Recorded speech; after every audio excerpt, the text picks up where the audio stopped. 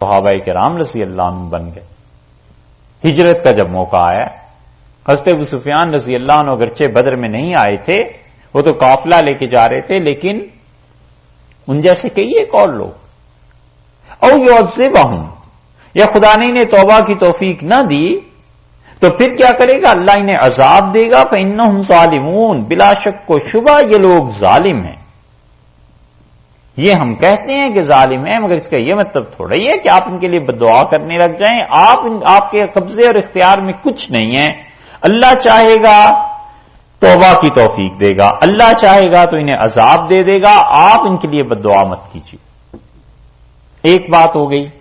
اب انہی آیات کو دوسری طرف دیکھیں.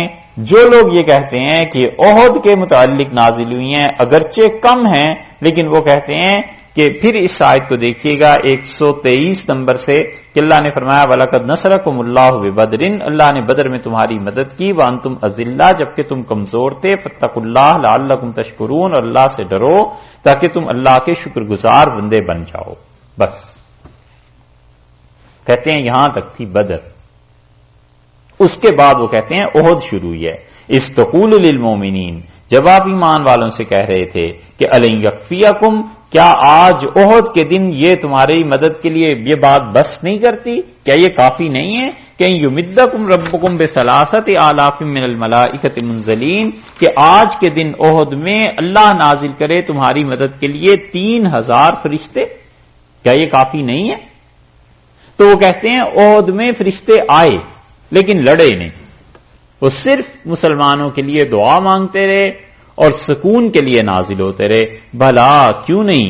اور آپ یہ بھی فرما رہے تھے کہ ان تصبروا وتتقوا، آج احد میں اگر تم صبر کرو اور تتقوا ڈر جاؤ، اللہ سے ڈرتے رہو، وَيَأْتُوكُم مِّن فَوْرِهِمْ هَٰذَا، اور اچانک مشرکین کی تعداد میں اگر اضافہ ہو جائے، یمددکم ربکم، تمہارا پروردگار آج احد میں تمہاری مدد کرے گا، بخمسۃ آلاف من الملائکۃ، 5000 فرشتے بھیج کر، مصومین، اور وہ فرشتے جو نشان زدہ ہیں، یعنی اللہ نے متعین کر دیے.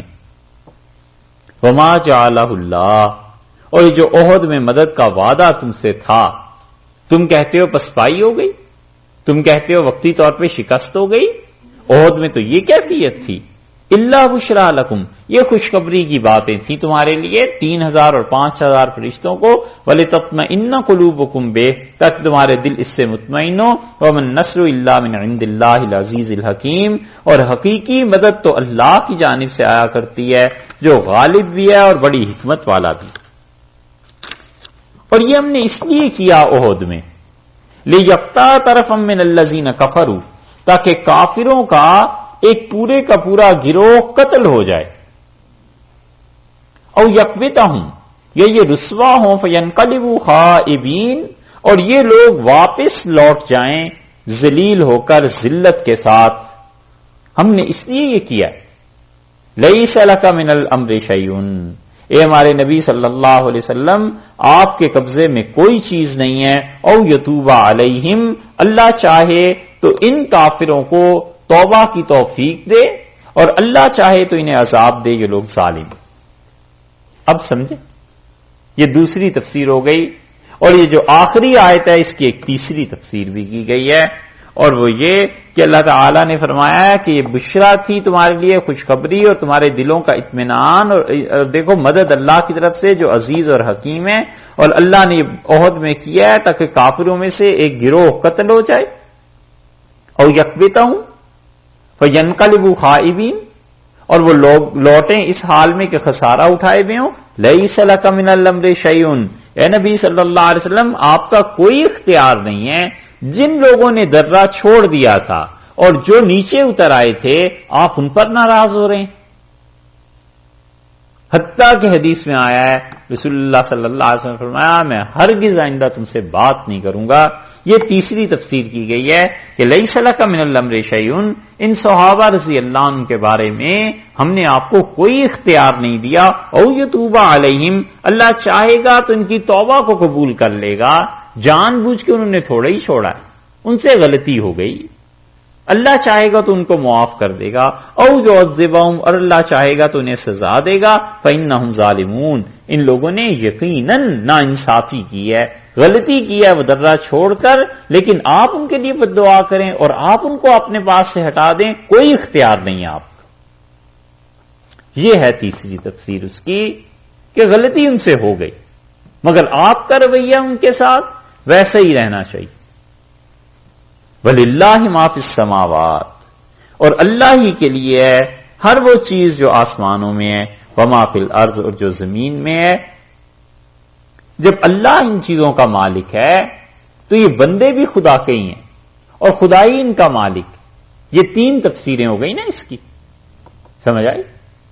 یہ جب سیرت کی کتابیں پڑھتا ہے آدمی تو ان آیات میں بہت الجھاؤ ہے، بہت زیادہ، اور ہر کوئی اپنے اپنے دلائل کے لیے لکھتا ہے، اور یہ آسان چیز ہے جو آسان کر کے بلکہ آپ سے عرض کیے۔ تو ارشاد فرمایا کہ ان بندوں کے بارے میں آسمان پورے اور زمین سب اللہ کے قبضے میں، یغفر لمن یشاء، وہ جس کو چاہے معاف کر دے۔ ان صحابہ رضی اللہ عنہم سے غلطی ہو گئی ہے، جس کو چاہے اللہ معاف کر دے، وَيُعَذِّبُ مَن یشاء، اور جس کو اللہ چاہے پکڑ لے۔ یہ تو اللہ کی مشیت پر ہے، آپ کیوں ان کے لیے برا مان رہے ہیں، آپ کیوں ان پہ سختی کر رہے ہیں؟ ان کے لیے معافی ہے۔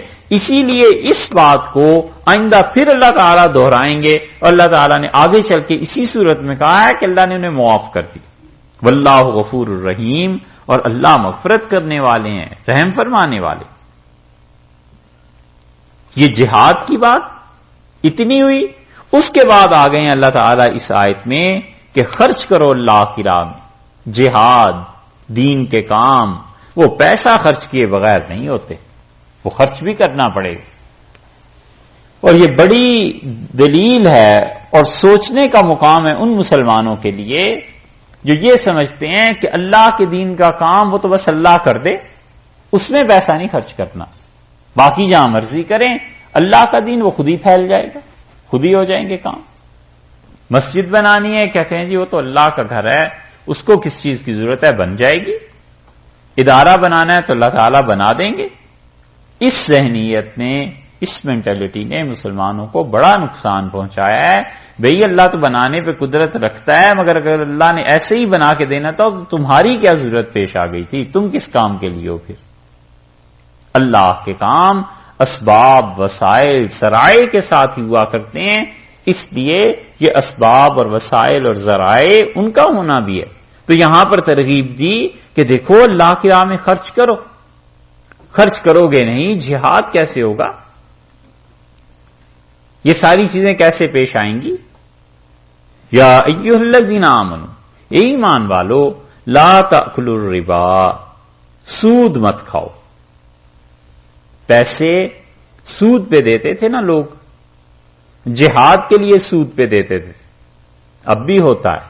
بڑے ممالک جو ہیں وہ اسلحہ جب بناتے ہیں تو اپنے بینکوں سے کیا کرتے ہیں، وہ قرض لے لیتے ہیں نا سود پہ، اور 20 سال کا بانڈ فل کر دیا، 40 سال کا کر دیا، اور اس عرصے میں دنیا بھر کی قوموں کا خون چوس کے پھر بینک کا قرضہ ادا کر دیا۔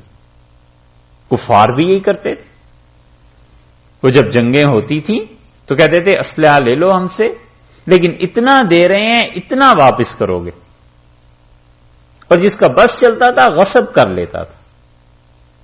حضور اقدس صلی اللہ علیہ وسلم جب غزوہ حنین کے لیے تشریف لے گئے تو مکہ مکرمہ میں ایک صحابی رضی اللہ عنہ جو بعد میں صحابی رضی اللہ عنہ ہوئے ہیں، اس وقت وہ کافر تھے اور ان کا ذاتی اسلحہ خانہ تھا۔ تو رسول اللہ صلی اللہ علیہ وسلم نے ان سے کہا کہ 300 زریں چاہیے ہمیں، اسلحہ ہمیں دے دو۔ تو اس نے کہا غصب یا محمد صلی اللہ علیہ وسلم جبرن اب قبضہ کرنا چاہتے ہیں، مکہ فتح ہوا ہے اور اب اس کے بعد ہم لوگوں کا اسلحہ ہے، تو کیا یہ جبرن چھین لیا جائے گا ہم سے؟ تو آپ نے فرمایا نہیں، بل عاریۃ مضمونہ، یہ ایسی چیز ہے جو میں تم سے ادھار میں مانگ رہا ہوں اور میں گارنٹی دیتا ہوں، مضمونہ ضمانت دیتا ہوں کہ ہم تمہیں لوٹا کر دیں گے اور جو اس میں کمی ہوگی وہ پوری کر کے دیں گے۔ تو اس طرح اسلحہ کافروں کے زمانے میں بھی بکتا تھا، اسی لیے یہودی مدینہ منورہ میں جب اسلحہ دیتے تھے نا اور چیزیں دیتے تھے تو کہتے تھے کسی چیز کو گروی رکھوا دو، اور یہاں تک کہ یہودیوں کی یہ حالت تھی مدینہ منورہ میں کہ غریب لوگوں کو قرضہ دے دیا اور انہیں کہتے تھے یہ قرضہ لے جاؤ، واپس کب کرو گے؟ وہ کہہ دیتا فلاں اچھا سود لگ گیا، سود اس کے پاس ہے نہیں، تو اسے کہتے تھے اور لے لو، اور پھر فلاں چیز گروی رکھواؤ، اسلحہ یہ ہوتے ہوتے لوگوں کی بیویاں گروی رکھ لیتے تھے۔ یہ یہودی وہاں یہ کرتے تھے مدینہ منورہ میں کہ غریب لوگوں میں سے کسی نے قرضہ لے لیا، اس کو اپنی بیوی کو چھوڑ جاؤ، جب پیسے دو گے تو بیوی کو بھی واپس دے جاؤ۔ اللہ نے یہ جو سود کی چیزیں تھیں اس پہ دوبارہ رد کیا ہے۔ پہلی مرتبہ سورہ بقرہ میں آ گیا تھا، بس دوسری مرتبہ یہاں آیا ہے، اور یہاں بھی یہی فرمایا کہ لا تاکلوا الربا، اور دیکھو سود مت کھانا، اضعافا مضاعفا، دگنا اور چگنا کر کے۔ اس کے یہ مطلب نہیں ہے کہ کہرا لے لو، مطلب یہ ہے کہ اس سود کی شناخت بیان کرنی ہے، برائی بیان کرنی ہے کہ وہ جو سود لے رہے ہو معاشرے میں، سود کمپاؤنڈ انٹرسٹ ہو گیا نا، سود مرکب، اللہ نے کہا ہے بالکل نہیں لینا۔ واتقوا اللہ، اللہ سے ڈرو، لعلکم تفلحون، تاکہ تم لوگ فلاح پا جاؤ۔ یہاں پھر دیکھ لیجئے آپ کہ سود کے لینے سے منع فرمایا ہے اور اس پر شدید وعید کی ہے، سود کے دینے کی بات نہیں کی، کیونکہ سود جو دیتا ہے وہ بیچارہ مجبوری سے ہی دیتا ہے۔ اس نقطے کو حنفی اور شافعی فقہا نے بہت جگہ پہ بیان کیا ہے کہ سود کا لینا اور دینا، وہ کہتے ہیں سب طرح سے برابر نہیں، بلکہ سود کے دینے میں بعض چیزیں ایسی ہیں جن میں چھوٹ ہے، رعایت ہے، اور وجہ اس کی یہ نہیں ہے کہ کوئی جائز ہو گیا ہے، وجہ اس کی یہ ہے کہ انسان مجبور ہو جاتا۔ کوئی بڑا پروجیکٹ کسی نے شروع کر لیا، حکومت میں سٹیبل نہیں رہے حالات، اس نے 1 کروڑ کا پروجیکٹ شروع کر لیا اور حکومت کی معیشت جو تھی وہ کمزور پڑ گئی، اور جب وہ 50 لاکھ 60 لاکھ خرچ کر چکا تو سریے کا ریٹ بڑھ گیا، سیمنٹ کا ریٹ بڑھ گیا، کوئی اور چیز زیادہ ہو گئی، اب وہ کروڑ کی بجائے 1.5 کروڑ پہ جا پہنچا پروجیکٹ، وہ آدمی کیا کرے؟ اس قسم کے مباحث جہاں فقہا نے کی ہیں وہاں وہ کہتے ہیں کہ سود کا دینا اور لینا دونوں برابر نہیں، سود کا لینا وصول کرنا ہر حال میں برا ہے، اور سود کا دینا جو ہے وہ بعض صورتیں ایسی ہیں جن میں ایسا گناہ نہیں ہے جیسا کہ اپنی رضا اور رغبت سے سود کے دینے میں گناہ ہوتا ہے۔ واتقوا اللہ، اللہ نے کہا ہے سود سے پرے رہو، لعلکم تفلحون، تاکہ تم فلاح پاؤ، تاکہ تم کامیاب ہو۔ اور افسوس یہ ہے کہ اب لوگ ایسے ہو گئے ہیں جو سمجھتے ہیں کہ سود جب تک ہوگا نہیں تب تک فلاح ہی نہیں ہوگی۔ اللہ نے کہا ہے فلاح اگر چاہتے ہو کامیابی، سود سے ہٹے رہو، بچے رہو۔ یہ بینک تو شروع ہوئے ہیں 1700 کچھ میں نا، اور اس سے پہلے مسلمان جو تھے کم سے کم بھی 1200 برس پوری دنیا میں جو مالی معاملات تھے وہ کیسے چلاتے رہے ہیں یہ نہیں سوچتے۔ وہ بھی تو آخر قرضے دیتی تھی حکومتیں، وہ لوگ بھی تو کام کرتے تھے، تجارت کرتے تھے، ان کا نفع اور نقصان کیا ہوتا تھا؟ پورے جہاز اسپین سے چلتے تھے اور کوئی پتہ نہیں ہوتا تھا اسپین سے جانے والوں کو کہ یہ جہاز واپس بھی آئے گا یا نہیں، اور اس وقت وہ انشورنس کا کیا نظام تھا، یہ سب تفصیلات پرانی کتابوں میں مل جائیں گی، لیکن چونکہ مسلمانوں کے پاس کوئی چیز ہے نہیں نا، اور علم بھی نہیں، پڑھتے بھی نہیں ہیں، تو اب کون سمجھائے کہ بھائی 1200 سال یہ لوگ کام کرتے رہے ہیں اور کس طرح سود سے اپنے آپ کو بچائے بھی رکھا ہے اور ملک جو تھے وہ ٹھیک چلتے رہے۔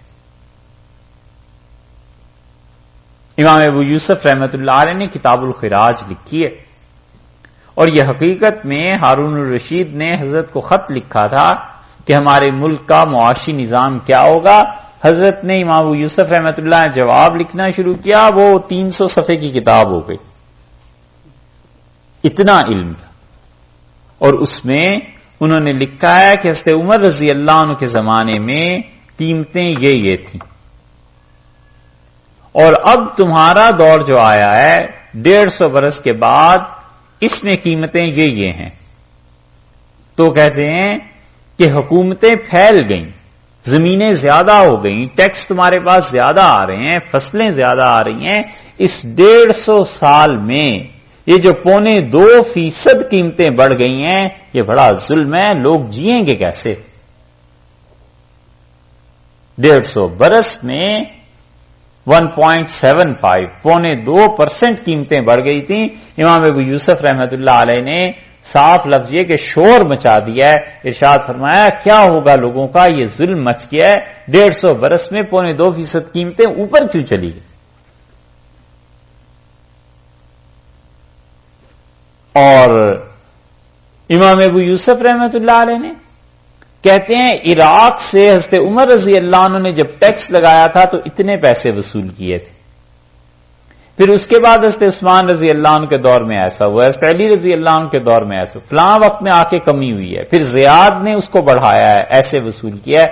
اور پھر کہتے ہیں اب تمہارا دور آ گیا ہے, حضرت عمر رضی اللہ عنہ کے بعد سے لے کے اب تک عراق میں وہ پیسے نہیں عراق سے مل سکے جو پہلے تھے. آخر یہ فرق کیوں آ گیا ہے؟ حالانکہ عراق میں اب وسائل زیادہ ہو گئے ہیں, ترقی زیادہ ہو گئی. حضرت عمر رضی اللہ عنہ کے دور کو انہوں نے لکھا ہے سب سے زیادہ عراق میں پیسے جو ملے ہیں فصلوں سے, ٹیکس سے, وہ امیر المومنین رضی اللہ عنہ کے دور میں. اور اسی لیے وہ کہتے تھے کہ اگر خدا نے مجھے 1 سال زندگی دی تو اس سال جن بیوہ عورتوں کی تم درخواستیں لائے ہو کہ میں ان کی مدد کروں, اگلے سال تم جاؤ گے تو اپنے کنگن سونے کے اتار کر دیں گی اور خیرات کریں گی اللہ کی راہ. پورا ایک نظام ہے, اس کے بیان کے لیے بھی کئی مہینے چاہیے. ارشاد فرمایا واتقوا النار, اور ڈرو اس آگ کے لیے, اعدت التی جو کہ اعدت للکافرین, کافروں کے واسطے بنائی گئی ہے.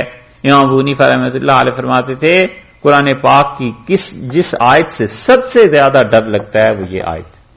کہتے تھے اخوف آیت فی القرآن, سب سے زیادہ ڈرانے والی جو چیز قرآن میں ہے وہ کہتے تھے کہ دیکھو آگ جو ہے اللہ نے فرمایا اعدت للکافرین, کافروں کے لیے بنائی گئی ہے, تو جہنم کافروں کے لیے. لیکن سود کا گناہ اتنا شدید ہے کہ وہ جو کافروں کے لیے آگ بنائی گئی تھی اس میں مسلمان پھینک دیے جائیں. اور پھر وہ فرماتے تھے امام ابو حنیفہ رحمۃ اللہ علیہ کہ ہر وہ گناہ جس پہ خدا نے جہنم کا کہا ہے کہ جہنم کی سزا ملے گی, اس سے بچنا چاہیے کہ اللہ نے وہ کافروں کے لیے بنائی ہے, اور اس میں مومن جب جائے گا تو پھر خدا کا کتنا غضب اور غصہ ہوگا. وہ کہتے ہیں سب سے زیادہ قرآن کی جس آیت سے ڈر لگتا ہے یہ وَأَطِیعُوا اللہ, اور اطاعت کرو اللہ کی, والرسول, اور رسول اللہ صلی اللہ علیہ وسلم کی, لعلکم ترحمون, تاکہ تم پر رحم کیا جائے. اللہ کی اطاعت اور رسول اللہ صلی اللہ علیہ وسلم کی سنت کا اتباع, اس سے معلوم ہوتا ہے کہ دونوں چیزیں ایسی ہیں جن کی وجہ سے خدا کی رحمت نازل ہوتی ہے. اور اس کے برعکس جتنا رسول اللہ صلی اللہ علیہ وسلم کے اتباع سے, سنت سے دوری ہوتی جائے گی, انسان خدا کی رحمت سے پیچھے ہٹتا چلا جائے گا. وسارعوا, اور دوڑو, جلدی کرو,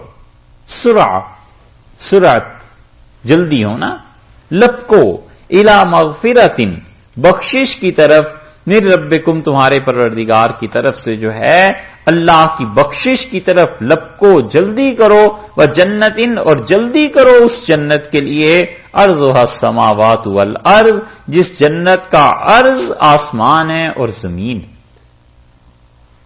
کس میدان میں جلدی کرنی چاہیے؟ دیکھو اس میدان میں جلدی کرو. ایک تو اللہ کی بخشش کی طرف کہ وہ تمہارے گناہوں کو معاف کرے, جلدی کرو, یعنی جو گناہ ہو گیا ہے تو اس کے مقابلے میں نیکی بھی کرو, جلدی کرو. مطلب یہ ہے کہ اللہ سے جلدی معافی مانگ لو. سارعوا الی مغفرۃ من ربکم, وہ کام کرو جس سے پروردگار کی مغفرت تمہارے شامل حال ہو, اور دوسرے اس جنت کی طرف لپکو جس جنت کا عرض جو ہے وہ آسمانوں اور زمین کے برابر. عرض سمجھتے ہیں 3 تفسیریں اس عرض کی گئیں. ایک تو تفسیر یہ کی گئی ہے کہ طول اور عرض ہوتا ہے نا کپڑے میں یا زمین میں یا کسی بھی چیز میں, تو طول سے عرض جو ہے ہمیشہ تھوڑا ہی ہوتا ہے, کم ہوتا ہے. عرض دیکھتے ہیں نا کپڑے کا 12 گرا ہے, 1 گز ہے, 1 میٹر ہے. اللہ نے فرمایا ہے کہ ان 7 آسمانوں کو اور زمین کو اگر تم ایک لائن میں لگا دو تو جتنے بھی ہزار لاکھ جتنے بھی میل بنے گا، جنت کا عرض اس سے بھی بڑا ہے، اس کے طول کی تو بات ہی کیا ہے۔ عرض السماوات والارض، جس جنت کا عرض جو ہے وہ آسمان ہے اور زمین ہے، اتنا تو اس کا عرض ہے، اور اس کے بعد اس کا طول کتنا ہے جنت کا، یہ کون جان سکتا ہے۔ ایک تفسیر تو یہ کی گئی، اور دوسری تفسیر یہ کی گئی ہے کہ عرض سے مراد قیمت، یعنی وہ جنت میں جو تمہیں جگہ ملے گی وہ آسمان اور زمین اگر بیچے نا کوئی، تو جتنی قیمت وہ لگا سکتا ہے اس سے کہیں بڑھیا وہ جنت کی زمین ہے۔ جتنے آسمان اور زمین ہے ان کی قیمت لگاؤ، امریکہ کی کتنی قیمت لگ جائے ہیں، ہے نا، لیکن اللہ نے کہا ہے وہاں جو چیز ہے وہ ان ساری چیزوں سے زیادہ اچھی ہے۔ رسول اللہ صلی اللہ علیہ وسلم نے فرمایا تم میں سے کسی آدمی کو ایک کوڑے کے برابر 3 فٹ جگہ جنت میں مل جائے، ارشاد فرمایا تمہاری اس ساری زمین ساری کائنات سے زیادہ خوش نصیب۔ دوسری بات یہ، تیسری تفسیر کی گئی ہے کہ لپکو اللہ کی بخشش کی طرف اور اس جنت کی طرف جس جنت میں آسمانوں کو اور زمین کو اس کے برابر وسعت دی گئی ہے، اتنی گنجائش ہے اس میں، یعنی مطلقاً وسعت مراد ہے، عرض اور طول نہیں، بلکہ وہ جنت اتنی وسیع ہے کہ تمہارے سارے آسمان اور زمین اس میں سما جائیں۔ ہے کس کے لیے؟ اعدت للمتقین، ان لوگوں کے لیے رکھی گئی ہے بنا کے جو متقین۔ دیکھا آپ نے اوپر جہاں نار کا ذکر آیا ہے جہنم کا 131 نمبر آیت میں، اس کے آخر پہ کہا ہے کہ اعدت للکافرین، وہ آگ جہنم اصل میں کافروں کے لیے ہے، اور اس میں فرماتے ہیں کہ جنت اعدت للمتقین، جنت اصل میں متقی لوگوں کے لیے، مومن کے لیے جہنم نہیں ہے۔ مومن انسان کے لیے جنت ہے، اور ایمان کے بعد جب وہ تقوی اختیار کر لے تو پھر تو اور زیادہ اس کے لیے۔ مومن کون ہے؟ متقی لوگ کون ہیں؟ اب اس کا جواب اللہ تعالی نے اس اگلی آیت میں دیا ہے کہ جو متقی لوگ ہیں وہ کون ہیں۔ تو ارشاد فرمایا ہے کہ متقی لوگوں کی بات پوچھتے ہو، الذین ینفقون، وہ لوگ جو خرچ کرتے ہیں، فی السراء والضراء، 3 قسم کے لوگ بیان کیے، اور یہ جو تینوں لوگ ہیں، تینوں قسم کے جو انسان ہیں، سب سے پہلے ایک گروپ، پھر اس کے بعد دوسرا، پھر اس کے بعد تیسرا، اللہ تعالی نے تدریجاً بڑھایا ہے۔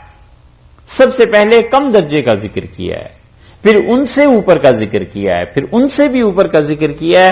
تو پہلے گروپ کے متعلق کہا پہلا گروہ وہ ہے متقی لوگوں کا، الذین ینفقون، جو خرچ کرتے ہیں، فی السراء والضراء، جو لوگ خرچ کرتے ہیں کس میں؟ فراخی میں، سرا جب خدا نے پیسے دیے ہوئے ہوتے ہیں، والضراء، اور اس وقت بھی خرچ کرتے ہیں جب ان لوگوں کے ہاں تنگ دستی ہوتی۔ دونوں حالات میں اللہ کے ہاں اللہ کی راہ میں خرچ کرتے رہتے ہیں۔ جب زیادہ پیسے ہوئے تو یہ نہیں ہے کہ مال کو خدا کی نافرمانی میں اڑا دیا، اس وقت بھی خرچ کرتا ہے۔ جب تنگ دست ہو گئے، ذرہ کمی ہو گئی پیسے میں، تو پھر بھی اللہ کی راہ میں خرچ تو کرتا ہے۔ تو اس لیے دونوں حالتوں میں جو خدا کے ہاں خرچ کرتے رہتے ہیں، اللہ ان چیزوں کو دیکھتا رہتا ہے کہ تنگی کے باوجود اس انسان نے ہماری راہ میں خرچ کر دیا، اللہ بہت کچھ دے دیتا ہے۔ آدمی دل تھوڑا نہ کرے، اپنی ضروریات سے زائد اللہ کی راہ میں خرچ کرتا رہے، مالک اس کا پیسہ بھی لوٹا دیتا ہے اور بہت برکت دے دیتا ہے اپنے پاس سے، اور ایسی ایسی مصیبتوں کو ہٹا دیتا ہے کہ ان میں سے کوئی بھی پڑ جاتی تو گھر بار بیچ کے بھی وہ مصیبت نہیں دور کر سکتا۔ اس لیے ارشاد فرمایا کہ ہمارے بندے وہ ہیں متقی جو خرچ کرتے ہیں، فی السراء والضراء، تنگ دستی میں بھی خرچ کرتے ہیں، جب ہاتھ کھلا ہوتا ہے اس وقت بھی خرچ کرتے ہیں، دونوں حالتوں میں۔ حضرت عائشہ رضی اللہ عنہا نے ایک آدمی مانگنے کے لیے آیا اور ایک انگور کا دانہ پڑا ہوا تھا، فرمایا یہ اسے دے دو۔ کسی نے کہا ام المومنین ایک انگور کے دانے سے کیا ہوگا؟ تو فرمایا اس وقت یہی ہے اور یہ دے دو، اور میں اس کو تھوڑا ہی دے رہی ہوں، میں جس کو دے رہی ہوں اگر وہ قبول کر لے گا تو اس کو پورا گچھا بنا دے گا۔ نظر اللہ پہ تھی نا کہ قبولیت تو اللہ کے ہاں ہے، وہ جب قبول کرے گا تو تھوڑی چیز کو زیادہ کر دے گا۔ اسی لیے ان سارے حضرات میں صحابہ کرام رضی اللہ عنہ میں اللہ کی راہ میں خرچ کرنا یہ بنیادی اوصاف میں سے تھا۔ پیسے کو روک کے نہیں رکھتے تھے، کہتے تھے اللہ کی راہ میں خرچ ہوتا رہے گا، آتا رہے گا، اور رسول اللہ صلی اللہ علیہ وسلم نے فرمایا تم خرچ کرتے رہو، آسمان والا تم پر خرچ کرتا رہے۔ حضرت اسماء رضی اللہ عنہ کہتی ہیں کہ میں نے حضرت صلی اللہ علیہ وسلم سے پوچھا کہ اللہ کے رسول کب خرچ کروں؟ آپ نے فرمایا جب تمہیں یہ ڈر ہونا کہ یہ خرچ ہو گئے پیسے تو پھر کیا ہوگا، تو آپ نے فرمایا اس میں سے خرچ کرو گی پھر اللہ تمہیں اور دے دے گا، کیونکہ مجاہدہ ہوتا ہے بڑا، نفس پہ بوجھ پڑتا ہے۔ تو ارشاد فرمایا ينفقون في السراء والضراء، وہ تنگ دستی میں فراخی دونوں حالتوں میں خرچ کرتے ہیں۔ ایک والکاظمین الغیظ، اور ان سے بھی اوپر والے لوگ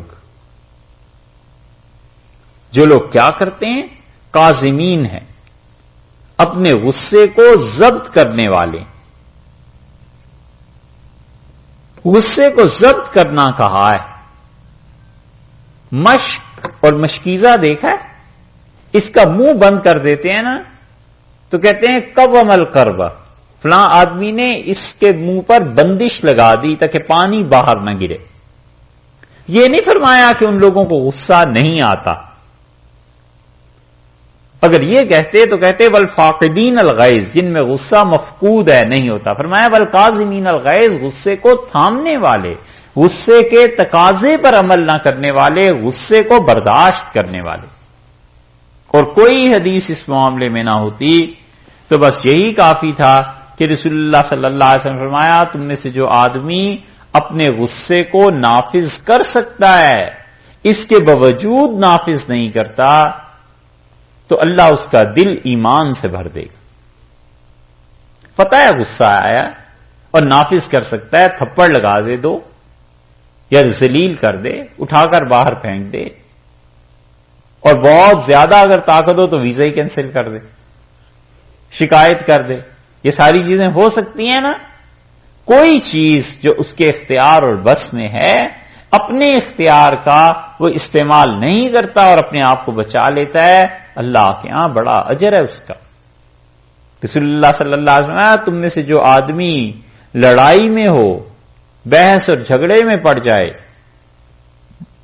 اور اس کے باوجود کہ وہ حق پہ ہے، سچائی پر ہے، لیکن وہ چپ ہو جاتا ہے اور نہیں لڑتا، انا زعیم بہی، میرا اس کے ساتھ وعدہ ہے کہ اللہ سے قیامت کے دن جنت کے درمیان میں ایک گھر اسے میں لے کے دوں گا۔ لڑائی ہو رہی ہے، بحث ہو رہی ہے، خاندان میں، دوستوں میں، کہیں بھی حق پہ ہے، اس کے باوجود چپ ہو جاتا ہے، اپنے آپ پہ قابو پا لیتا ہے۔ ارشاد فرمایا میرا وعدہ ہے کہ اللہ سے جنت کے میں ایک گھر اس سے میں لے کے دوں گا۔ ترمذی میں آیا۔ کتنے ہی مواقع ہماری زندگی میں ایسے آتے ہیں جب آدمی سمجھتا ہے کہ میں 100% حق پہ ہوں، یہی سوچ کے چپ ہو جائے کہ مجھ سے کسی اور نے بھی وعدہ کیا ہے اور ان کا وعدہ پورا ہونے والا۔ والکاظمین الغیظ، اور اپنے غصے کو روک کے رکھنے والے، اپنے غصے کو تھامنے والے۔ حضرت عمر رضی اللہ عنہ سے کسی نے کہا کہ امیر المومنین آپ کا غصہ بہت زیادہ ہے۔ حضرت عمر رضی اللہ عنہ فرمایا یہ غصہ اس لیے کرتا ہوں تاکہ لوگوں کو کنٹرول میں رکھوں، قابو میں رکھوں، وگرنہ اللہ کی قسم میں اس امت کے لیے اتنا نرم دل ہوں کہ لوگوں کو پتا چل جائے کہ عمر ان کے لیے کتنا شفقت اور محبت کا جذبہ رکھتا ہے تو وہ عمر کے کندھے پہ جو چادر ہے نا ضرورت کے وقت رکھی ہوتی ہے یہ بھی لے کے بھاگ جائیں مجھ سے۔ تو غصہ موقع محل ہوتا ہے، اس کے مطابق ہے، کبھی کبھی ضروری بھی ہو جاتا ہے اس کا نفاذ، بچے ہیں، تربیت ہے اور بہت سی چیزیں، لیکن یہ غصے کو بے محابہ چھوڑ دینا اور اس میں حدود میں نہ رہنا بہت بڑا گناہ ہے۔ اور اس کا آسان حل یہ ہے کہ کبھی بھی غصے کے تقاضے پر عمل نہ کرے. اور خاص طور پہ جو لوگ غصے میں بچوں کو مارتے ہیں نا، آج تک ہمیں نہیں سمجھ آئی بھئی اس کا حل آخر کیا ہوگا. بچے نے قصور کیا ذرا سا، غصہ آیا ہوا تھا ماں کو کسی اور چیز پہ، غصہ اس پہ تھا کہ میری بات نہیں مانی گئی، غصہ اس پہ تھا کہ اس گھر میں میری کوئی نہیں سنتا، غصہ کسی چیز پہ بھی تھا، شوہر سے شکایت تھی، اور بچے نے ذرا سی کوئی اور غلطی کی، لو سارا غصہ اپنے میاں کا اس پہ اتار رہی ہیں. ہمیں نہیں سمجھ آئی آج تک کہ آخر اس غصے کا حساب کیا ہوگا. یہ بچہ معاف کرے وہ تو معاف کر نہیں سکتا، اس لیے کہ نابالغ ہے، اس کا کیا معاف کرنا اور کیا انتقام لینا. اس کا بدلہ تو خدا نے لینا ہے، اب کیا بنے گا. اس لیے کبھی بھی غصے میں مارنا، لڑنا، جھگڑنا یہ کبھی نہ کرے، اور خاص طور پہ بچوں کو تو بالکل نہ مارے غصے میں. حل یہ کرنا چاہیے کہ جس چیز پر غصہ آیا ہے اس وقت تو چپ ہو جائے، کیونکہ خدشہ ہے زیادہ کر دیں، کم کر دیں، اور بعد میں جب غصہ اتر جائے تو مصنوعی طور پہ اپنے آپ پہ غصہ طاری کر لے، اور بچے کو بلا کے اتنا ہی ڈانٹے، اتنی سزا دے دے جتنی دینی ہے. یہ ہے تاکہ تربیت بھی ہو، ادب اور تمیز بھی سیکھیں، اور یہ کہ اللہ کے یہاں پکڑ اپنی بھی نہ ہو، یہ نہ ہو کہ ان کی تربیت کرتے کرتے خود کہیں اور چلا جائے. تو یہ جو غصہ ہے نا، گھر برباد ہو جاتے ہیں، اس سے اجڑ جاتے ہیں، اور غصے کے جملے کئی مہینوں اور سالوں لوگوں کو یاد رہتے ہیں. کبھی بھی غصے پہ عمل نہیں کرنا چاہیے، قابو میں رکھنا چاہیے. اللہ نے فرمایا ہمارے متقی بندے ان کی دوسری صفت سنتے ہو، والکاظمین الغیظ، جو اپنے غصے کو تھام لیتے ہیں. تیسری چیز والعافین عن الناس، اور وہ جو لوگوں کو معاف کر دیتے. یہ ہے مومن کہ معافی کے لیے کھلا دل رکھے، کسی سے انتقام اور بدلے کی سوچے ہی نہ. بس سیدھی سی بات ہے، یہ طے کر لے کہ میں نے زندگی بھر کسی سے بدلہ لینا ہی نہیں، جو مرضی کوئی کرتا رہے ہم بدلہ نہیں لیں گے. حضرت نظام الدین اولیاء رحمت اللہ علیہ کے پاس ان کے ایک مرید آئے اور انہوں نے کہا حضرت فلاں آدمی آپ کو یہ کہہ رہا تھا. حضرت نے فرمایا پھر؟ اس نے کہا جی اس نے جتنی سنائی میں نے بھی ویسے ہی سنائی. اتنے بے نفس لوگ تھے. حضرت نے فرمایا راستہ چلنے کے لیے ہے، اور اس نے اس راہ میں کانٹے رکھے، اور تم نے بھی کانٹے ہی رکھ دیے. خار خار بھی باشد، سارا راستہ کانٹوں سے بھر گیا ہے، لوگ کہاں چلیں گے. اور جب اس نے برا کہا تھا تو تمہیں چاہیے تھا کہ تم تحمل کر لیتے، تم کانٹے نہ رکھتے. اس لیے لوگوں کو معاف کرنا، یہ طے کر لے کہ معافی معافی ہے، کسی سے کوئی بدلہ لینا ہی نہیں. تو اس کی دو صورتیں بنتی ہیں. ایک صورت تو یہ ہے کہ آپ پہ ہو گیا ظلم اور آپ نے کر دیا معاف، لیکن دل میں رہتی ہے نا کسک، تو ہمیشہ اس کے اور اللہ کے تعلق پر غور کرو وہ کتنا ہے. اگر وہ اللہ کا کوئی واقعی نیک بندہ ہے تو یہ جو آپ پہ ظلم ہوا ہے غلط فہمی سے ہو گیا ہے، خدا آپ کو اس کا بہت اجر دے دے گا، اور اللہ اپنے دوست کو آپ کے حوالے کبھی نہیں کرے. اور اگر اس کا تعلق اللہ کے ساتھ ٹھیک نہیں ہے، آپ پہ ظلم کیا اور سب پہ بھی ظلم کرتا پھرتا ہے، تو بس پھر تو چپ ہو جانا چاہیے. جس دن ہاتھی کا پاؤں پڑے گا سب کا پاؤں اسی میں پڑ جائے گا. جس دن خدا اس سے بدلہ لے گا سب کے بدلے پورے ہو جائیں. اس لیے اپنی معافی کی یہ فکر ہی نہ کرے کہ میرے ساتھ کیا ہوا ہے. ایک صورت تو یہ، اور دوسری صورت یہ ہے کہ اس لیے معافی دیتا رہے، معاف کرتا رہے کہ اللہ قیامت میں ہمیں بھی معاف کر دے. یہ سوچ کے انتقام نہیں لینا چاہیے، بدلہ نہیں لینا چاہیے. اور لوگوں کے حقوق اتنے زیادہ ہیں کہ رسول اللہ صلی اللہ علیہ وسلم نے وفات سے پہلے مسجد نبوی میں کھڑے ہو کے ارشاد فرمایا آپ نے کہا تم میں سے کسی انسان کے حق میں مجھ سے کوئی کوتاہی ہو گئی ہے تو میں یہ کھڑا ہوں، مجھ سے اپنے بدلے لے لو۔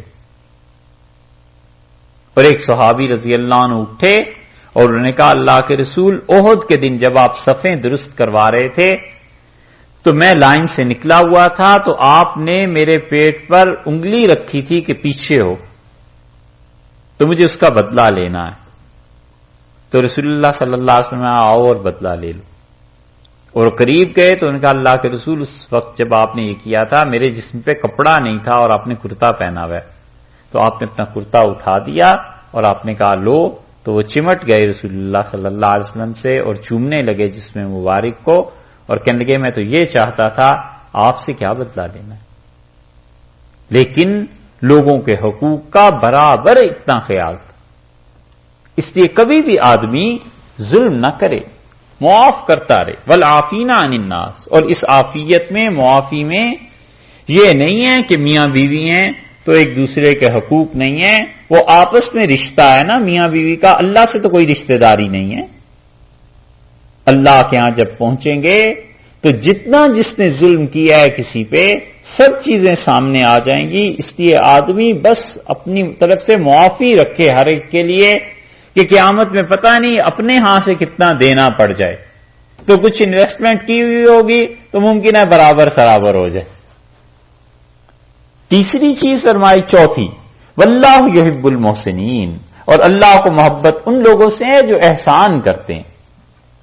پہلے غصے کو قابو میں کر لیا، پھر اس کے بعد معاف بھی کر دیا، معافی کے بعد اس سے بھی بڑا درجہ بتایا ہے کہ احسان کرو، اچھی چیز کرو۔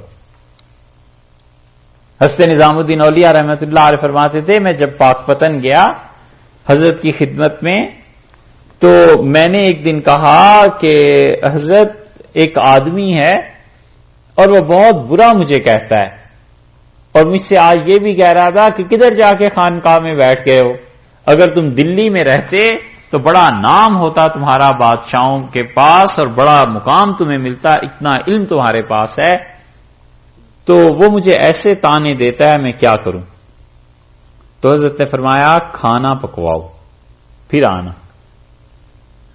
شام کو کھانا پکوایا تو حضرت نے فرمایا اس کو سجاؤ ایک ٹرے میں، تھال میں لاؤ، پھر میں لے کے آیا تو فرمایا یہ سر پہ رکھ کے اس کے پاس لے جاؤ اور اسے پیش کرو اور اس کے ساتھ بیٹھ کے کھاؤ۔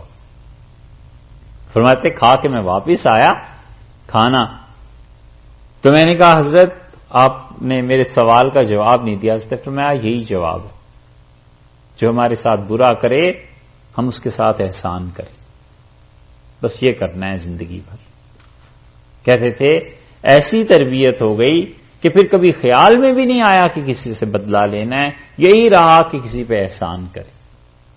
رسول اللہ صلی اللہ علیہ وسلم نے فرمایا واللہ وانا رسول اللہ، اللہ کی قسم باوجود اس کے کہ میں اللہ کا رسول ہوں تم سے قسم کھا کے کہتا ہوں کہ جو کوئی مال خرچ کرے گا اللہ اسے بڑھا دے گا، اور فرمایا دوسری بات جس پہ میں قسم کھاتا ہوں وہ یہ کہ تم میں سے جو معاف کر دے گا خدا اس کی عزت میں اضافہ کر دے۔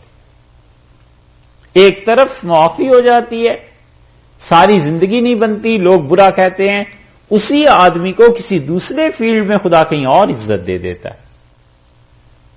تو کبھی بھی انتقام کی سوچے ہی نہ کہ بدلہ لینا، سب کے لیے معافی۔ فرمایا یحب المحسنین، اور جو محسن ہیں ان کے ساتھ تو اللہ کو محبت ہے۔ ایمان والے ایک پہلی صفت ہو گئی ان کی تعریف کہ وہ خرچ کرتے ہیں، دوسرے اپنے غصے کو قابو میں رکھتے ہیں، تیسرے لوگوں کو معافی دے دیتے ہیں، چوتھے اللہ کو محبت ہے ان سے جو احسان کرتے ہیں، پانچواں گروہ والذین اذا فعلوا فاحشۃ، اور وہ لوگ یا تو مفسرین کہتے ہیں کہ اسے دوسرا گروہ مان لیا جائے، پہلے درجے میں وہ تھے جن کی یہ 4 صفات بیان ہوئی ہیں، یہ تو بہت اونچے لوگ ہیں، اور یہ نیچے والے لوگ ہیں، سیکنڈ کلاس میں آ جاتے ہیں، اور بعض کہتے ہیں نہیں 4 وہ صاف ہیں اور 5واں یہ وصف ہے ان کا، جو بھی مان لیا جائے۔ والذین اذا فعلوا فاحشۃ، اور وہ لوگ جب ان سے کوئی گناہ کا کام ہو جاتا ہے۔ فاحشہ یہ پہلے بھی اس کی تفسیر گزر گئی کہ حقوق العباد میں کوئی چیز ان کے ذمے رہ جاتی ہے، کوئی کھلا ہوا گناہ کر لیتے ہیں، او ظلموا انفسہم، یا اپنی جان پر ظلم کر لیتے ہیں، کوئی بہت بڑا گناہ ہو جاتا ہے ان سے، ذکر اللہ، اللہ کو یاد کرتے ہیں، اللہ کا ذکر کرتے ہیں۔ اس کا مطلب یہ ہے کہ گناہوں سے استغفار اللہ کے ذکر سے بھی ہو جاتا ہے، اللہ کی یاد سے بھی ہو جاتا ہے۔ توبہ کی بات بعد میں کی، پہلے کہا ہے اللہ کو یاد کرتے ہیں، اللہ کی یاد، اللہ کا ذکر، یہ گناہوں کو معاف کرا دیتا ہے۔ مثلا رسول اللہ صلی اللہ علیہ وسلم نے بتلایا ہے، آپ نے فرمایا 2 جملے ایسے ہیں جو اللہ کو بڑے پسند ہیں، صحیح بخاری کے بالکل آخر پہ، آخری حدیث بلکہ ہے، حضرت صلی اللہ علیہ وسلم نے فرمایا 2 جملے اللہ کو بڑے اچھے لگتے ہیں اور وہ پڑھنے میں آسان ہے، اور جب تول ہوگا قیامت میں، تمہارے وزن تولے جائیں گے اعمال کے، تو اس میں بڑے وزنی ہیں، اور آپ نے فرمایا سبحان اللہ و بحمدہ سبحان اللہ العظیم۔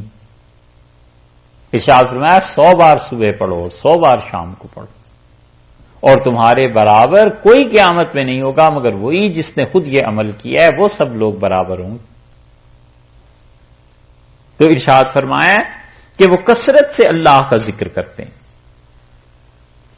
اسی لیے اسی صورت کے آخر پہ اللہ نے ان حالتوں کا ذکر کیا ہے کہ وہ کیسے اللہ کو یاد کرتے ہیں، تو اللہ کو یاد کرتا ہی رہے، سبحان اللہ، الحمدللہ، لا الہ الا اللہ، اللہ اکبر۔ اور یہ جو دن آ رہے ہیں نا آگے، 1 ذی الحج سے 10 ذی الحج تک، ان دنوں کے لیے اللہ نے کہا ہے کہ اللہ کا ذکر کرتا رہے، اللہ کو یاد کرتا رہے۔ حدیث میں آیا ہے حضرت ابو ہریرہ رضی اللہ عنہ مدینہ منورہ کی گلیوں میں گھومتے تھے اور لوگوں کو کہتے تھے کہ یہ 10 دن اللہ نے اپنے ذکر کے لیے رکھے ہیں، یاد کے لیے، اللہ کا ذکر کرو، تکبیر پڑھو۔ اسی لیے رسول اللہ صلی اللہ علیہ وسلم عید الاضحیٰ میں جب جاتے تھے تو اونچی آواز سے تکبیر کہتے تھے، آیا ہے نا حدیث میں، اور جب چھوٹی عید میں جاتے تھے عید الفطر میں تو آہستہ آواز سے تکبیر کہتے تھے، اور اسی وجہ سے 9 ذی الحج سے ہر نماز کے بعد تکبیر شروع ہو جاتی، اور جو مینا میں ہیں وہ تو خیر کہتے ہی کہتے ہیں، اور بھی امت میں۔ تو اللہ نے فرمایا گناہ ہو جائے، فحاشی کا کوئی کام ہو جائے، اپنی جان پر ظلم کر بیٹھیں، ذکر اللہ، اللہ کو یاد کرنے لگ جاتے ہیں، فاستغفروا لذنوبہم، اور اپنے گناہوں کے لیے معافی مانگتے ہیں، اللہ سے معافی بھی مانگتے ہیں کہ گناہ ہو گیا، غلطی ہو گئی، بار بار خدا کے سامنے اعتراف کرتے ہیں، بار بار توبہ کرتے رہتے ہیں۔ یہ ہے مومن کا مقام کہ اللہ سے ہر حال میں معافی مانگتا ہی رہے۔ اسی صورت کے آغاز میں آیا نا کہ والمستغفرین بالاسحار، اور سحر کے وقت اللہ سے معافی مانگنے والے، کہ جتنا سحر قریب ہوتا ہے، صبح قریب ہوتی ہے، اتنا ہی اللہ کو یاد کرتے ہیں، اللہ سے معافی مانگتے رہتے ہیں۔ یہ ضروری تھوڑا ہی ہے کہ استغفر اللہ ہی کہے، اپنی زبان میں بھی کہتا ہے نا کہ اللہ مجھے معاف فرما، یہ بھی بہت ہے، لیکن ارشاد یہ ہے کہ اپنے گناہوں کی معافی مانگتے ہیں۔ وَمَن يَغْفِرُ الذُّنُوبَ إِلَّا اللَّهُ، اور لوگوں اللہ کے علاوہ کون ہے جو معاف کرے؟ اللہ کے علاوہ کون ہے جو گناہوں سے درگزر کرے؟ اللہ ہی ہے۔ اسی لیے دوسری جگہ پہ آیا ہے، رسول اللہ صلی اللہ علیہ وسلم نے فرمایا، اللہ تعالیٰ اپنے فرشتوں کو بلا کے کہتے ہیں کہ علم عبدی ان لہ ربن، میرے بندے نے جان لیا ہے نا کہ اس کا کوئی پروردگار ہے، اسی لیے تو معافی مانگتا ہے۔ حتیٰ کہ یہ معافی اتنی بڑی چیز ہے اس کا مانگنا کہ فتاوی عالمگیری میں لکھا ہے کہ موت کے وقت لا الہ الا اللہ سے افضل یہ ہے کہ کوئی آدمی یہ کہے کہ استغفر اللہ الذی لا الہ الا هو الحی القیوم واتوب الیہ، کہ وہ کہتے ہیں اس میں لا الہ الا اللہ کا بھی اقرار ہے اور استغفار بھی ہے، اپنے گناہوں کی معافی بھی ہے، دونوں چیزیں۔ اللہ نے فرمایا من یغفر الذنوب الا اللہ، لوگوں اللہ کے علاوہ کون ہے جو گناہ معاف کرے؟ ولم یصروا، اور یہ وہ لوگ ہیں جو اصرار نہیں کرتے، اردو میں بھی کہتے ہیں نا اصرار کیا، یعنی بار بار تقاضا کیا اس سے ولم یصروا علی ما فعلوا، اور جو گناہ ہو چکا ہوتا ہے ان سے اس پہ اصرار نہیں کرتے، اس گناہ کو پھر نہیں کرتے، بار بار نہیں کرتے. وہم یعلمون، اور وہ جانتے ہیں کہ کتنا بڑا گناہ ہے، انہیں علم ہوتا ہے کہ کتنی غلط حرکت میں نے کر دی ہے، پھر اس کے قریب نہیں جاتے اور جو ہو گیا ہے اللہ سے معافی مانگتے ہیں. سو یہ دونوں گروپ، یا جس میں پانچوں صفات پائی جائیں، کسی نے پانچوں ہی پہ عمل کر لیا ہو، یا یہ کہ ان میں سے ہر آدمی، ہو سکتا ہے نا کہ کسی نے پانچوں چیزوں پہ مختلف اوقات میں عمل کیا ہو، اللہ کی راہ میں دونوں حالتوں میں خرچ کر دیا ہو. پھر یہ بھی ہو سکتا ہے کہ اس نے اپنے غصے کو کسی وقت قابو میں کر لیا، پھر یہ بھی ہو سکتا ہے کسی کو معافی دے دی. پانچوں صفات جس ایک آدمی میں پائی جائیں ایک، یا یہ کہ دونوں گروپس بن گئے، یہ دونوں گروپ دو، یا تیسری بات یہ ہے کہ ان میں کسی آدمی میں کوئی بھی صفت ایسی ہے ان میں جس پہ غلبہ ہے، مثلاً باقی چیزوں میں تو پیچھے ہے لیکن اس پہ غلبہ اس چیز کا ہے کہ غصے پہ قابو رہتا ہے. غصے میں بھی قابو نہیں رہتا، لیکن اس میں غلبہ یہ ہے کہ ہر ایک کے ساتھ احسان کا سلوک کرتا ہے. ساری برائیاں ہیں لیکن یہ کہ وہ توبہ بڑی کرتا ہے. کوئی چیز بھی پائی جاتی ہے، اللہ نے فرمایا اولئک جزاؤہم، ان کی جزا کیا ہے؟ مغفرۃ من ربہم، اپنے پروردگار کی طرف سے بخشش ہے.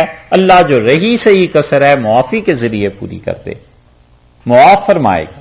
وجنات، اور باغات ہیں، تجری من تحتها الانہار، جس کے درمیان میں دریا بہ رہے ہیں، خالدین فیہا، ہمیشہ ہمیشہ وہاں رہیں گے.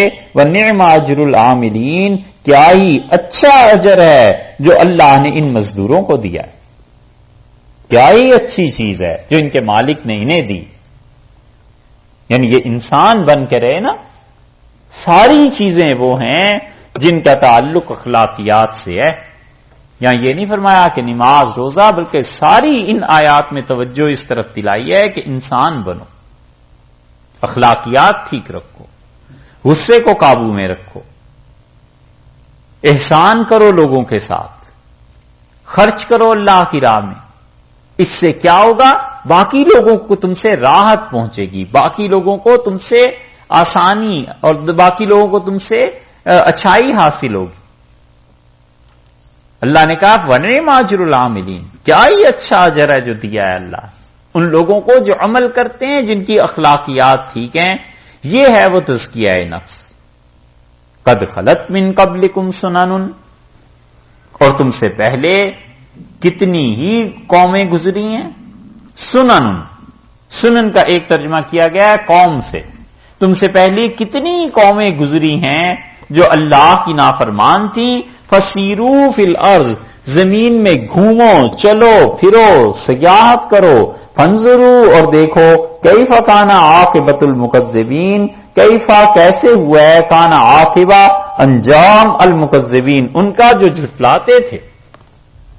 ان قوموں کے ساتھ ہم نے کیا کیا ہے؟ تم زمین پہ چل پھر کے اپنی آنکھوں سے دیکھ لو کیسی کیسی تباہی اور پھٹکار ان قوموں پر پڑی ہے. ایک تو ترجمہ یہ ہوا. ایک ترجمہ یہ ہے کہ قد خلت من قبلکم، اور جو لوگ تم سے پہلے گزر گئے ہیں، سنن، ان کے واقعات ہیں،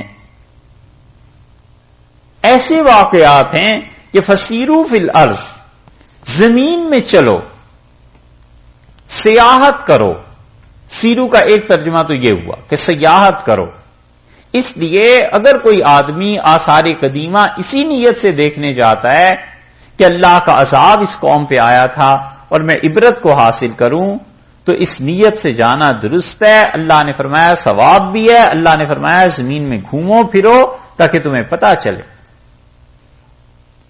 نہیں جاتا سیاحت کے لیے، وقت نہیں ہے اور چیزیں مشکل میں ہیں، نہیں جا سکتا، تاریخ کے ذریعے حاصل کرتا ہے، مطالعہ کرتا ہے تاریخ کا اس نقطۂ نظر سے کہ دیکھے خدا کا عذاب کیوں آیا کرتا ہے قوموں پہ، ہم اپنے آپ کو بچائیں. اس کا وہ مطالعہ اسے ثواب دلائے گا.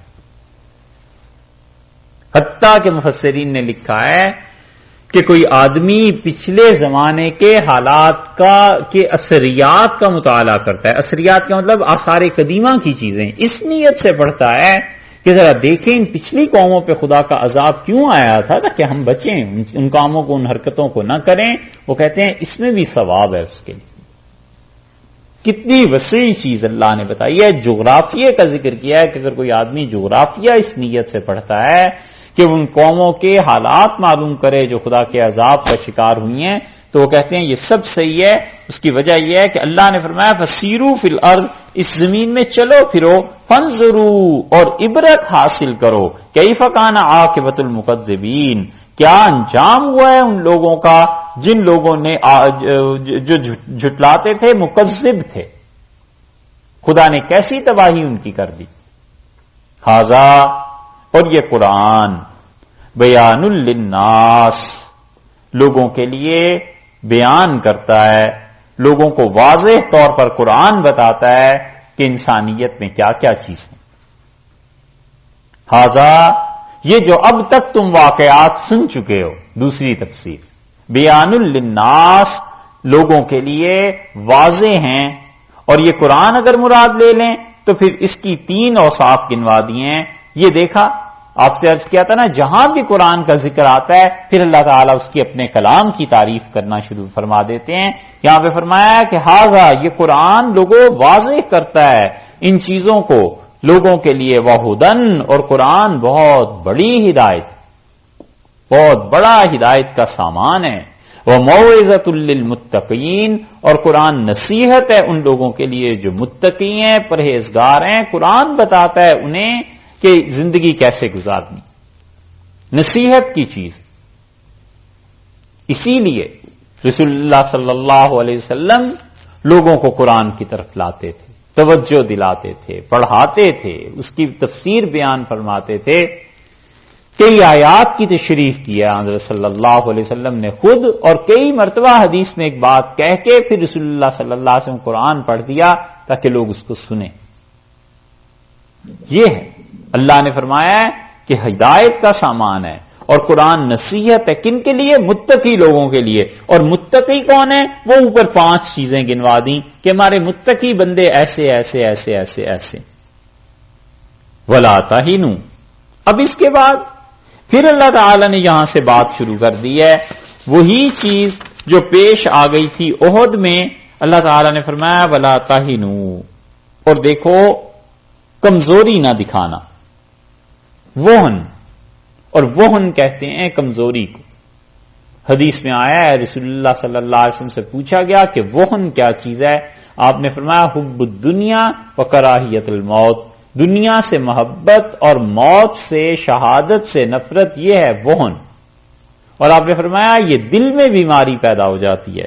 اللہ نے فرمایا ولا تہنوا، کمزوری مت دکھاؤ، ولا تحزنوا، اور نہ ہی تم ڈرو، وانتم الاعلون، اور تم یقیناً غالب رہو گے، ان کنتم مومنین، اگر تم ایمان والے. اپنے ایمان کی فکر کرو، اگر تم میں ایمان ہے تم یقیناً غالب رہو گے. عجیب چیز ہے، اللہ تعالی نے دوسری جگہ پر فرمایا ہے کہ ان الذین آمنوا وعملوا الصالحات، جو ایمان لائیں اور نیک عمل کریں، لَيَسْتَخْلِفَنَّهُمْ فِي الْأَرْضِ، ہم زمین میں یقیناً انہیں خلافت دیں گے. آپ غور کیجئے گا اس بات پہ. ایک چیز ہے پرومسڈ، اللہ نے کہا میرا وعدہ ہے، اور ایک چیز ہے وہ جو چیز پرومسڈ ہے، جو موعود ہے، جس کا وعدہ ہے، اس کے لیے کچھ پری ریکوزٹس ہیں، کچھ چیزیں تیاری کرنی ہے. اللہ نے کہا یہ کرو، میرا وعدہ ہے یہ دے دیں گے. یہ بات سمجھ میں آئی؟ آپ کبھی غور کریں یہ مسلمان کر کیا رہے ہیں. اللہ نے کہا میں یہ چیز تمہیں دے دوں گا، لیکن مجھے مطلوب ہے، میں چاہتا ہوں یہ کام کرو 2-3. تو مسلمان کرتے یہ ہیں کہ جس کا خدا نے وعدہ کیا ہے اس چکر میں پڑے ہوئے کہ اللہ یہ دے دے، اور اس نے کہا جو میں نے کہا تھا وہ کرو، کہتے وہ نہیں کرنا. یہ ہے اصل مسئلہ جہاں سے شروع ہوتا ہے کہ جو اللہ نے کہا وہ نہیں کرنا، اور جو چاہیے اللہ نے کہا میرا وعدہ ہے میں دے دوں گا، ہم کہتے ہیں وہ پہلے مل جائے. یہ تو ایسے ہی ہے جیسے کوئی کہے کہ مجھے میڈیکل کالج میں داخلہ مل جائے اور حکومت یا نصاب تعلیم، نظام تعلیم وہ کہتا ہے کہ بھی یہ پڑھ کے آؤ تو تمہیں کمپیوٹر میں داخلہ مل جائے گا، میڈیکل میں مل جائے گا، وہ کہتا ہے صاحب یہ نہیں ہو سکتا، مجھے کمپیوٹر میں آپ داخلہ دے دیں. کیوں بھائی؟ جب تم وہ چیزیں پوری نہیں کرو گے تو اس کے ریزلٹ میں وہ چیز حاصل نہیں ہوگی. اللہ نے کہا ان الذین آمنوا وعملوا الصالحات، جو ایمان والے نیک عمل کرتے ہیں، لَيَسْتَخْلِفَنَّهُمْ فِي الْأَرْضِ، ہم زمین میں انہیں خلافت دیں گے، بادشاہی دیں گے. خلافت کا وعدہ ہے ایمان اور عمل صالح پہ، یہ نہیں کرنا اور تحریکیں چلانی ہے کہ حکومت ملے. ایمان اور عمل صالح نہیں.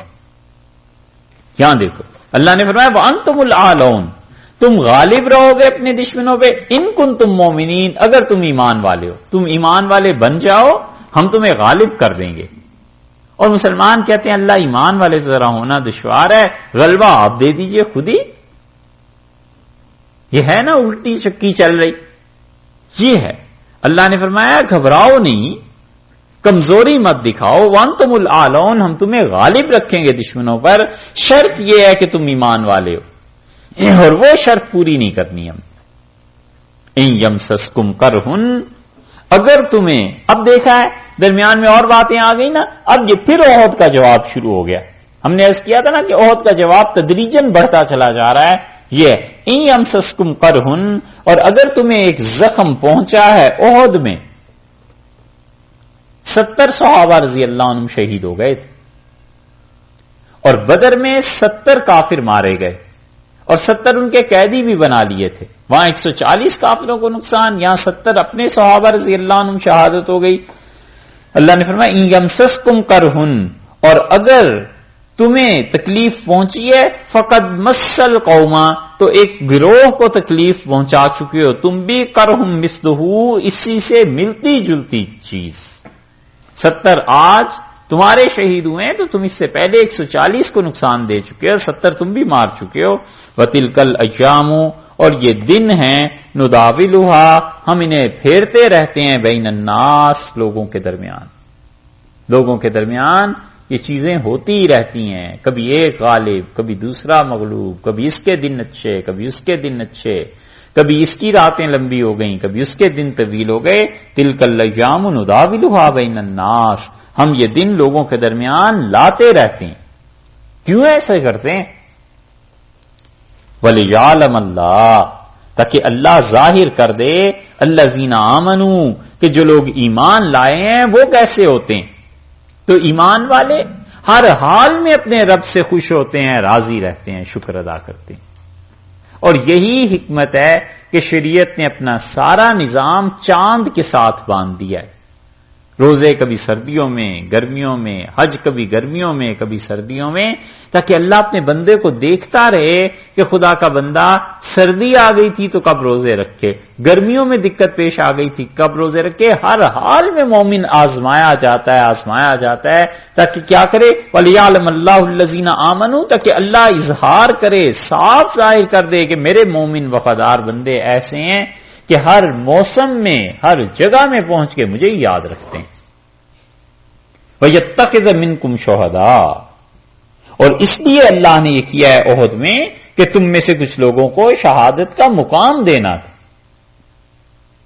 یہ شہادت کا مقام اتنی بڑی چیز ہے کہ اللہ نے فرمایا ہم نے چاہا کہ تم میں سے کچھ کو شہادت کا مقام نصیب کریں، تو پھر شہادت تو ہونی تھی، شہید تو ہونا ہی تھا تم نے.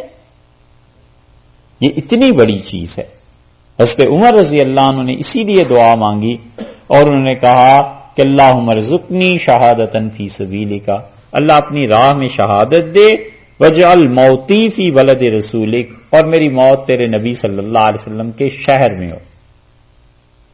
تو ان کی بیٹی حضرت حفصہ ام المومنین رضی اللہ عنہ کہتی ہیں کہ میں نے امیر المومنین رضی اللہ عنہ سے کہا، میں نے کہا انت بین ظاہرانئی العرب، میرے ابا آپ عربوں کے بالکل درمیان میں بیٹھے ہیں، دائیں بائیں آگے پیچھے ہر طرف آپ کے مسلمان ہی مسلمان ہیں، تو انا بالشہادت ذالک، یہ شہادت آپ کی مدینہ منورہ میں کیسے ہو سکتی ہے؟ جہاد پہ آپ کو کوئی نہیں جانے دے رہا، کافر یہاں نہیں آ رہے، تو شہادت کیسے ہوگی؟ تو حضرت عمر رضی اللہ عنہ سوچتے رہے اور پھر مجھ سے کہنے لگے سیاتی بہا انشاءاللہ، اگر میرے اللہ نے چاہا تو یہیں مدینہ منورہ میں بھی شہادت آ جائے گی۔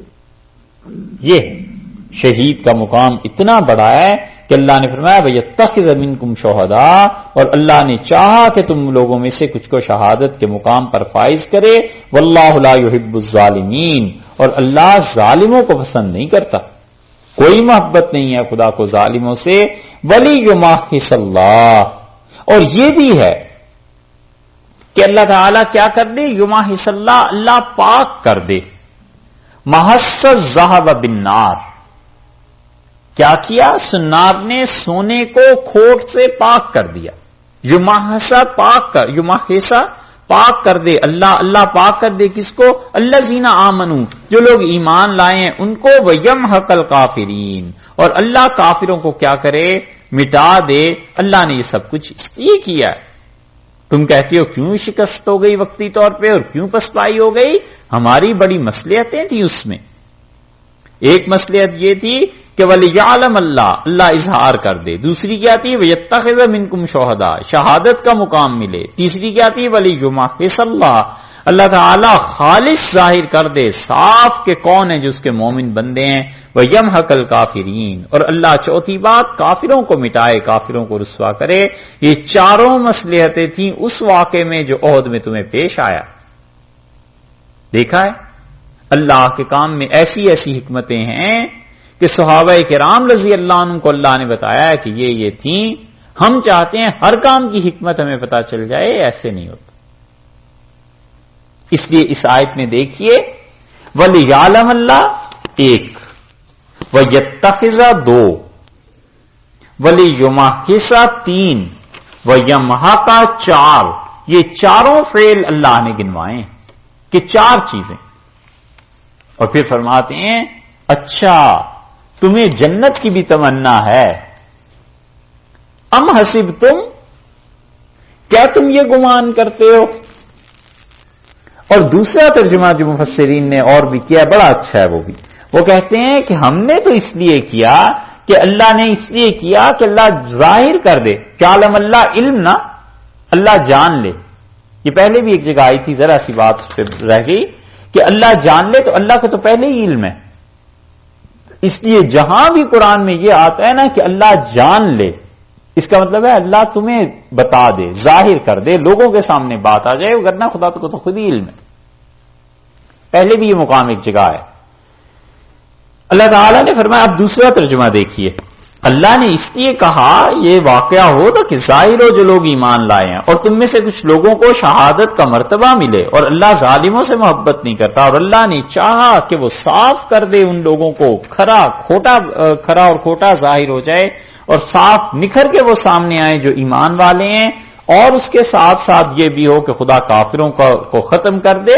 اچھا بلکہ تم تو یہ چاہتے ہو کہ ان تدخلوا الجنہ، کہ تم جنت میں چلے جاؤ بغیر اس امتحان کے، تو ام کا ترجمہ دوسرا کیا گیا بلکہ تم تو اصل میں یہ چاہتے ہو کہ تمہیں جنت مل جائے، ولما، اور اب تک نہیں، یعلم اللہ، اللہ نے جانا، یعنی اللہ نے ظاہر کیا، ولما یعلم اللہ، اور ابھی تک اللہ تعالیٰ نے یہ ظاہر ہی نہیں کیا، اللہ تعالیٰ نے ابھی تو تمہیں امتحان میں نتیجہ ہی نہیں آیا، صاف بات نہیں ہوئی۔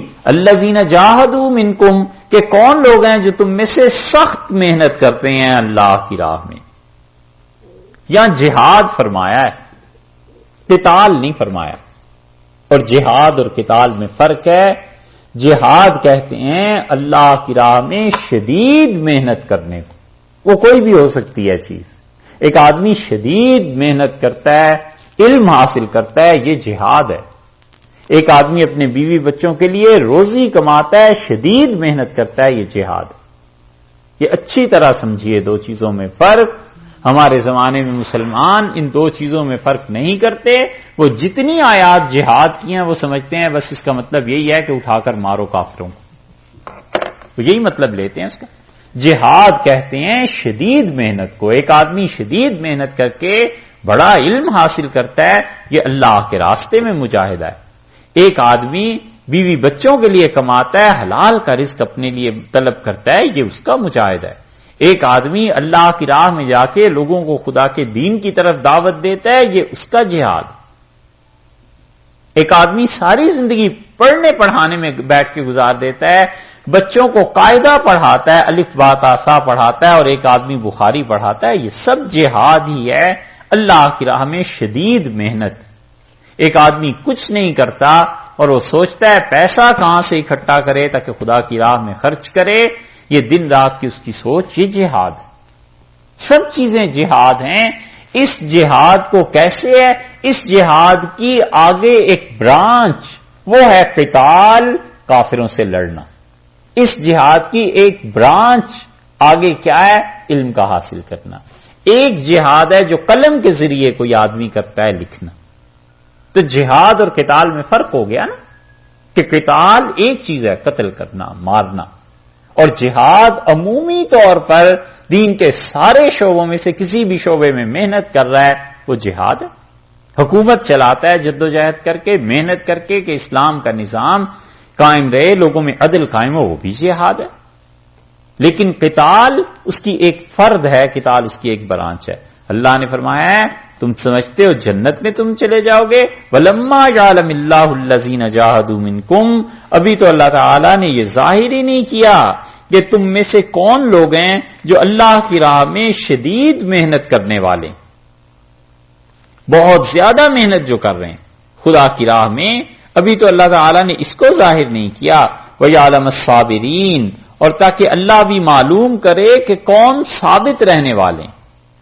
ابھی معلوم نہیں کہ کتنے ہیں جو جہاد کرنے والے ہیں اور کتنے ہیں جو ثابت قدم رہنے والے ہیں۔ اور ثابت قدم رہنے کا مطلب وہی جو کل عرض کیا تھا کہ ڈٹ جاتے ہیں اپنے کام میں، کہتے ہیں یہ کام تو کرنا ہی کرنا ہے۔